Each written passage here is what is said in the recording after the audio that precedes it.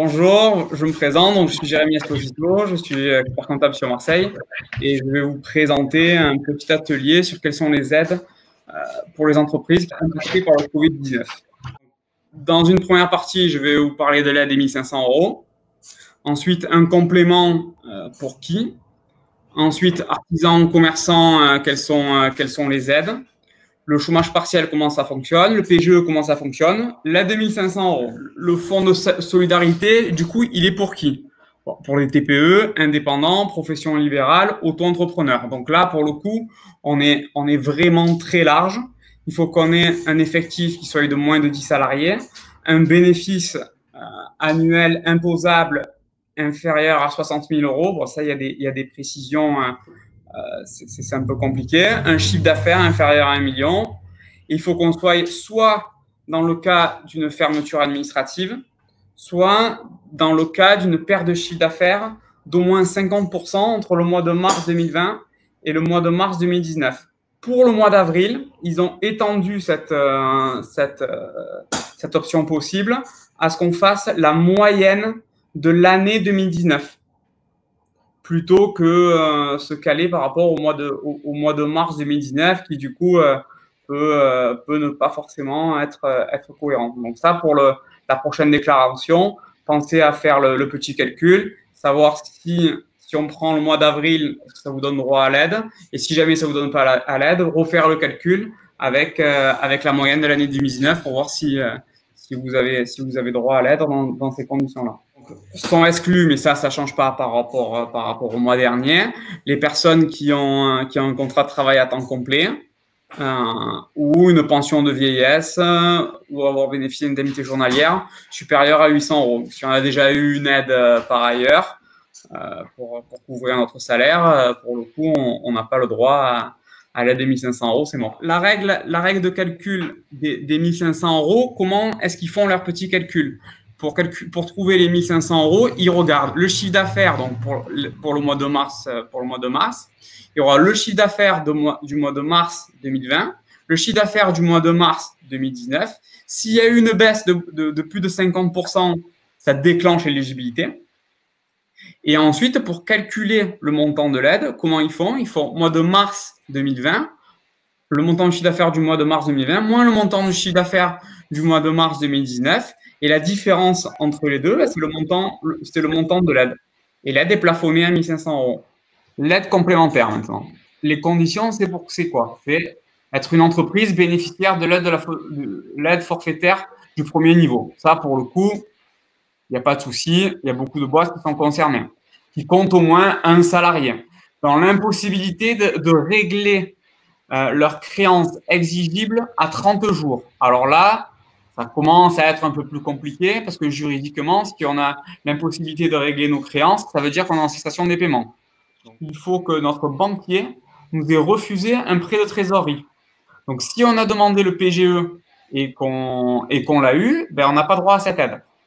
Pour les artisans commerçants, là, ce qui est bien, c'est qu'il n'y a rien à faire. Automatiquement, dès le moment où on est au RSI, donc qu'on est en gérant majoritaire de SARL ou en entreprise individuelle, qu'on est artisan ou commerçant, ils ont eu droit à un virement de 1 250 euros sur leur compte, à condition, bien évidemment, c'est plafonné au montant de la retraite complémentaire. On est pareil exonéré d'impôt sur le revenu, de cotisation sociale sur ces sommes, et c'est cumulable avec le fonds de solidarité.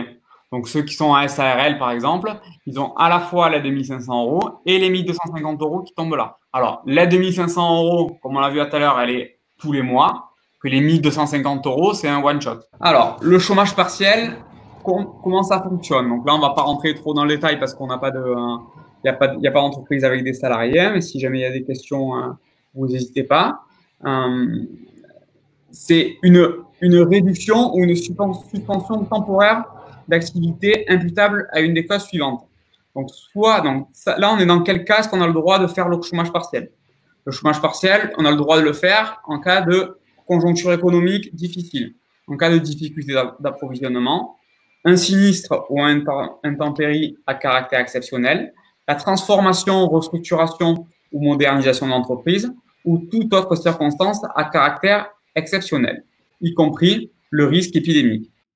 Donc ça, le texte, il veut dire que toutes les entreprises ne vont pas forcément avoir droit au chômage partiel. Si j'ai un conseil à vous donner sur les demandes de chômage partiel, bien se poser, en discuter avec vos conseils, avocats, experts comptables, pour bien définir la stratégie à adopter et surtout, quand vous faites la demande de chômage partiel, bien la documenter, expliquer pourquoi est-ce que vous fermez et pourquoi est-ce que vous avez décidé de mettre vos salariés en chômage partiel.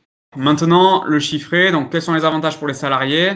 Donc le salarié reçoit une indemnité horaire versée par l'employeur égale à 70% de leur salaire brut, ce qui donne 84% du salaire net.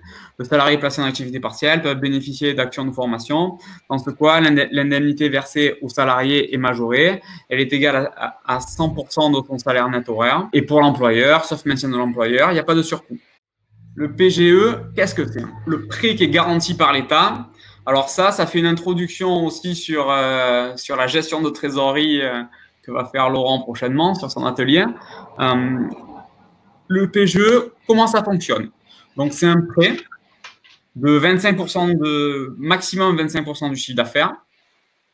Pour les entreprises innovantes, c'est 2 ans de masse salariale parce que elles, les pauvres, elles n'ont pas de chiffre d'affaires, donc c'est compliqué de leur dire 2 ans de chiffre d'affaires. Et le gros avantage de ce prêt, c'est qu'il est garanti à 90% par BPI. Il n'y a pas de caution derrière personnel du dirigeant. C'est si jamais l'entreprise ne peut pas rembourser le prêt, c'est l'État qui est caution de ce prêt-là. Le fonctionnement, comment ça marche? Donc, il y a un différé d'1 an. Et ensuite, le taux d'intérêt et le taux en vigueur à la date d'anniversaire. Donc, le différé d'1 an, en fait, sur la première partie, ce que je disais, pendant 1 an, ça coûte 0 d'intérêt et 0,25 de frais de garantie. Ensuite, soit on rembourse tout en one shot, et là, à ce moment-là, du coup, ça s'arrête là. Soit on décide de l'étaler sur une durée de 1 an à 5 ans. Et là, c'est le taux en vigueur au moment du crédit qui fera foi.